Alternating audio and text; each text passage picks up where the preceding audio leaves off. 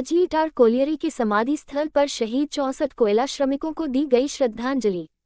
वर्ष 1896 में शुरू हुई गजलीटार कोयले की खान में यूं तो छोटे बड़े हादसे अक्सर होते रहते थे, लेकिन 1995 में हुए इस हादसे ने जो सवाल खड़े किए उसके जवाब आज तक हासिल नहीं हो पाए हैं।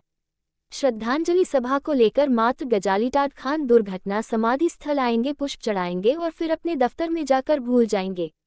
उन शहीद कोयला श्रमिकों की याद में आज गजालीटार कोलियरी में शहादत दिवस मनाया गया।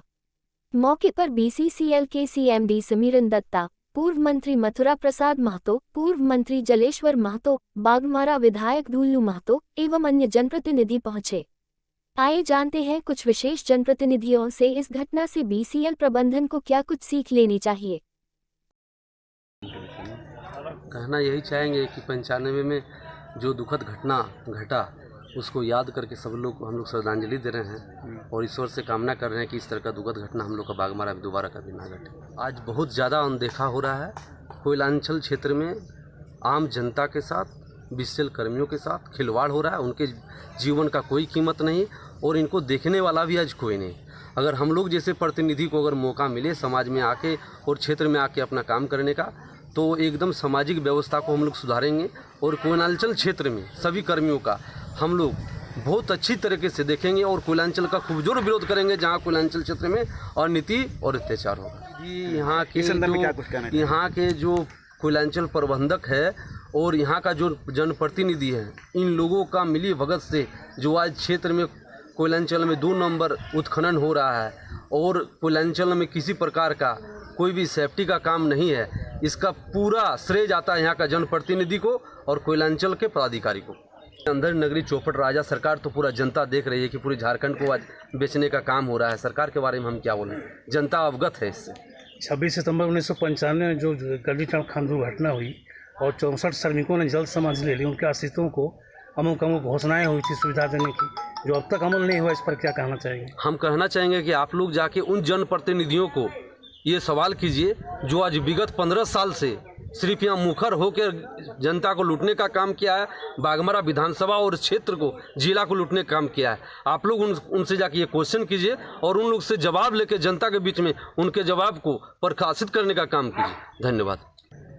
26 सितंबर 1995 में जो घटना हुई वो घटना धनबाद के लिए, कोयलांचल के लिए एक काला दिन के रूप में है और इस घटना से पूरा कोयलांचल के राजनीति करने वाला जनप्रतिनिधि हो या तो कोयलांचल का BCCL का अफसरान हो, सारे लोग को सबक लेने का चीज़ है कि प्रकृति का सामना हम लोग किस तरह से कर सकते हैं। प्रकृति का प्रकोप जो होता है उस प्रकोप से बचने का कैसे रास्ता हो, समय से पहले लिया जाए। आज का दिन हम लोग को याद करने का दिन है कि ऐसा हृदय विदारक घटना दोबारा नहीं हो यहाँ इस पूरा कोयलांचल में, इसका सबक लेना जरूरी है। 64 मजदूरों का जो आकस्मिक जल समाधि हो गया, इससे बहुत बहुत दुखी है। मैं अपने दिल से इसमें नमन करता हूँ। कोलियरी प्रबंधन को पहले से आगाह होना चाहिए कि मानसून से पहले कुछ भी हो सकता है।